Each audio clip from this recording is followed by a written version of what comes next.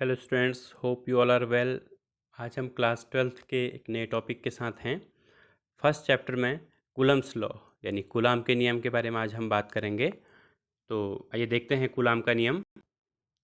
देखिए students, last lecture में मैंने आपको बताया था आवेश क्या होते हैं।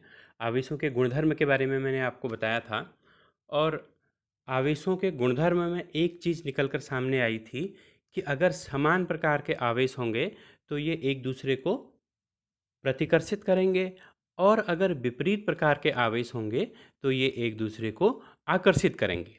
यानी अगर दो आवेश एक दूसरे से कोई दूरी पर रखे हुए हैं तो ये एक दूसरे पर वैद्युत आकर्षण बल लगाएंगे या वैद्युत प्रतिकर्षण बल लगाएंगे। ये बात तो क्लियर हो गई है।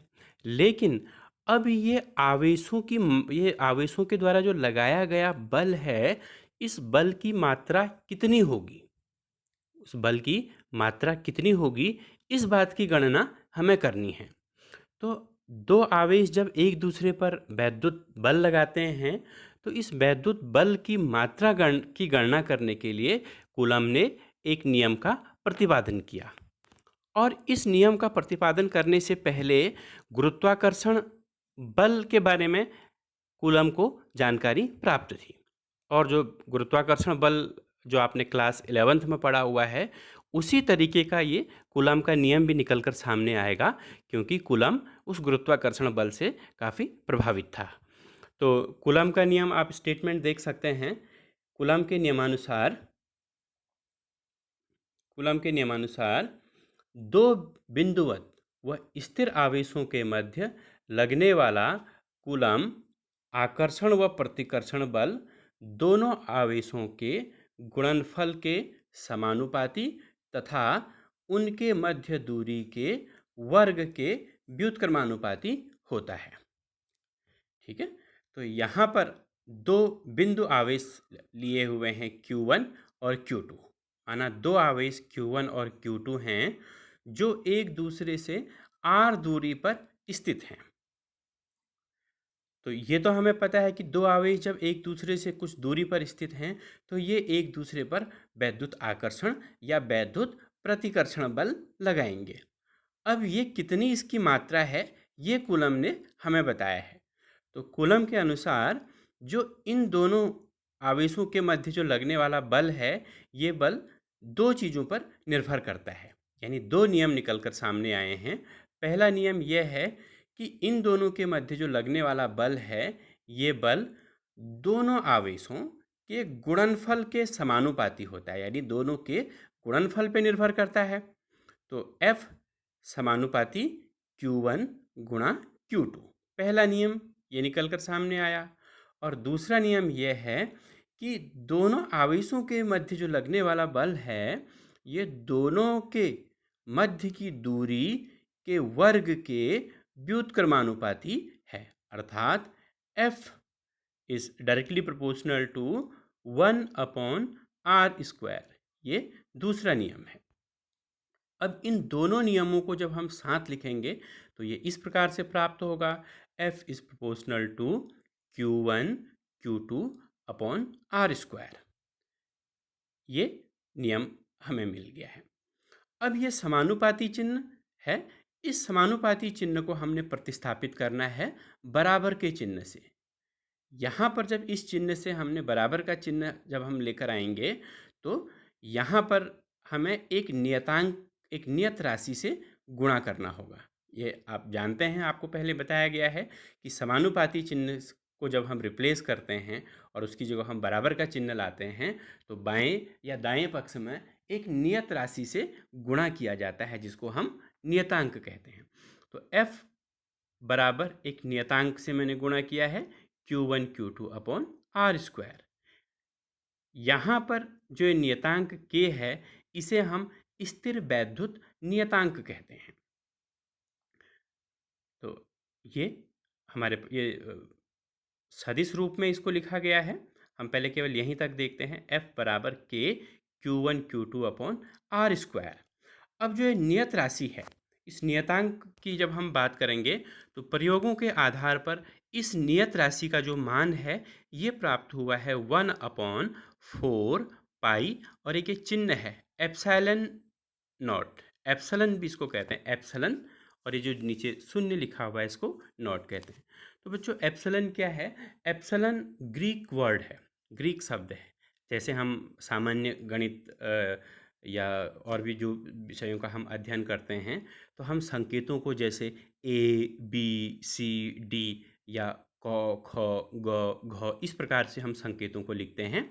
तो वैसे ही जो ग्रीक में जो शब्द लिखे जाते हैं, तो ग्रीक में शब्द होते थे अल्फा, बीटा, गामा, डेल्टा, और ई वाला जो वर्ड होता था उसे एप्सिलॉन कहते हैं। ठीक है, तो वही ये एक चिन्ह है एप्सिलॉन। तो यहाँ पर आप देख सकते हैं 1 एक नियत राशि है, 4 नियत राशि होती है, पाई नियत राशि होती है, और ये एप्सिलॉन नॉट जो ये चिन्ह है, इसका मतलब होता है निर्वात की वैद्युतशीलता। इसके बारे में अभी हम डिस्कशन करेंगे। और इस पूरे नियत राशि का जो ये मान है, ये निकल कर आता है 9 इंटू 10⁹ न्यूटन मीटर स्क्वायर बटे कूलम स्क्वायर, और ये जो है ये इसका बीमी सूत्र है। तो मैं बात कर रहा था ये जो एप्सिलॉन नॉट है ये क्या है? जो ये एप्सिलॉन नॉट है, इस चिन्ह को हम कहते हैं निर्वात, या फिर अगर केवल एप्सिलॉन लिखा होगा तो हम कहेंगे माध्यम की वैद्युतशीलता। तो ये माध्यम की वैद्युतशीलता क्या है? ये माध्यम का गुणधर्म है। जब कूलम के द्वारा इस नियतांक का मान ज्ञात किया गया k is equal to 1/4 pi epsilon, जब ये मान निकला है, तो न्यूटन कहा मैंने, कूलम के द्वारा, तो एक चीज़ ये देखने पे आई कि जो ये नियतांक है, ये नियतांक का मान वातावरण पर निर्भर करता है। वातावरण मीन्स जो उसके माध्यम है, जहाँ पर ये प्रयोग किया जा रहा है, जहाँ पर हमने आवेश रखे हैं, उस आवेश के माध्यम पर ये निर्भर कर रहा है k का मान। ठीक है, और हम देखते हैं कि जैसे आप यहाँ पे देख सकते हैं, जब ये एप्सिलॉन नॉट का मान बढ़ेगा, इसका मान हम बढ़ाएंगे तो क्या होगा? क्योंकि ये हर में की राशि है, तो f का मान हमें कम प्राप्त होगा। यानी जैसे जैसे इस एप्सिलॉन का मान, इस निर्वात की वैद्युतशीलता का मान बढ़ते जाएगा, दोनों आवेशों के मध्य लगने वाले बल का मान कम होते जाएगा। तो यानी जो ये नियतांक है, ये वातावरण का गुणधर्म है, वातावरण पर निर्भर करेगा, माध्यम पे निर्भर करेगा। आगे बढ़ते हैं।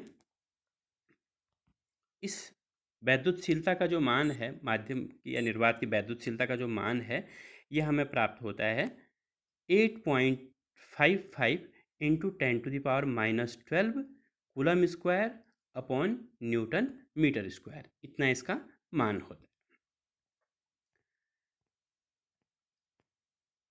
आगे बात करते हैं वैद्युत क्षेत्र तथा वैद्युत क्षेत्र की तीव्रता। वैद्युत क्षेत्र तथा वैद्युत क्षेत्र की तीव्रता अगला टॉपिक है हमारा। वैद्युत क्षेत्र क्या होता है बच्चों, देखते हैं। क्लास 11th में हमने गुरुत्वीय क्षेत्र के बारे में बात की थी। यहाँ पर हमारे पास टॉपिक है वैद्युत क्षेत्र। इसको एक उदाहरण से समझते हैं। माना ये कोई हमारा घर है, इस घर के चारों ओर ये हमारे गार्डन वगैरह हैं, हमारे खेत खलियान हैं, हमारा एरिया है, हमारा क्षेत्र है। तो जो हमारा क्षेत्र है, यहाँ पर हमारी हुकूमत चलती है। कोई व्यक्ति अंदर आएगा या उसे हम रोक देंगे, वो बाहर जाएगा, ये हम पे निर्भर करेगा, क्योंकि ये हमारे चारों ओर का क्षेत्र है।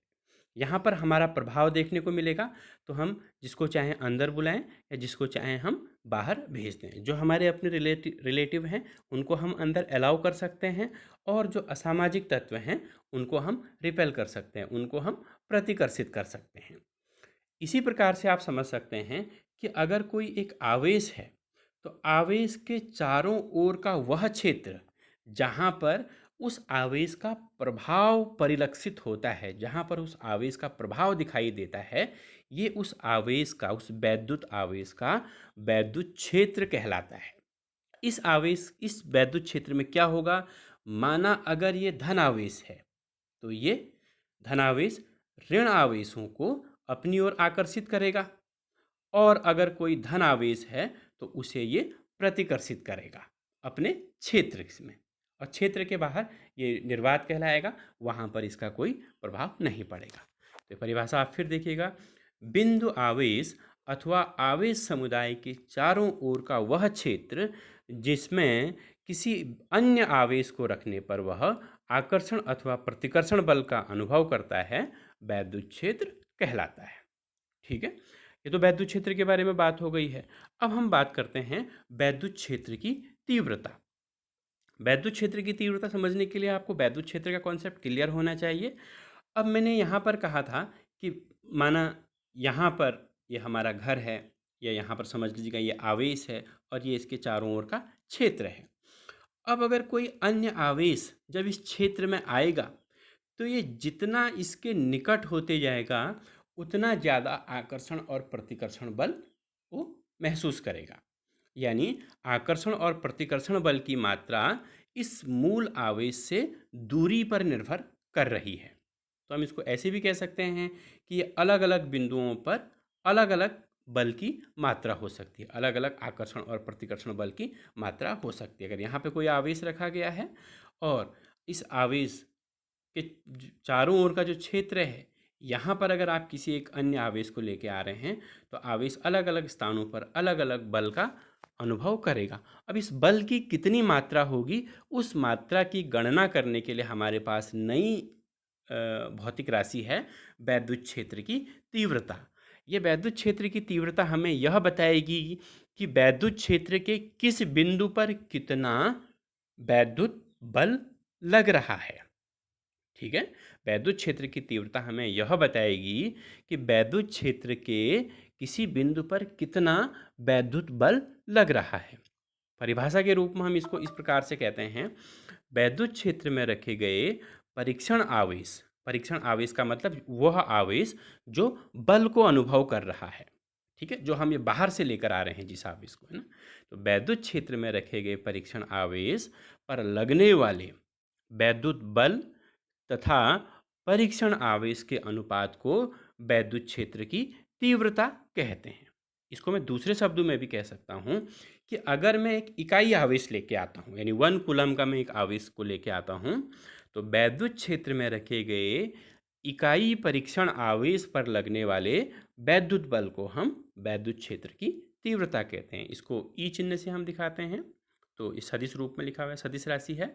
तो वेक्टर ई बराबर vector F upon Q not. तो एफ और क्यू के अनुपात को हम वैद्युत क्षेत्र की तीव्रता कहते हैं। यहाँ से आप इसका मात्रक भी बता सकते हैं। मात्रक क्या हो जाएगा, एफ यानी बल, बल का मात्रक न्यूटन, और क्यू है आवेश, आवेश का मात्रक होता है कूलम। तो न्यूटन प्रति कूलम इसका मात्रक होगा। तो आज के लिए इतना ही। अगले टॉपिक को हम अगले लेक्चर में डिस्कशन करेंगे। Thank you so much. Have a nice day.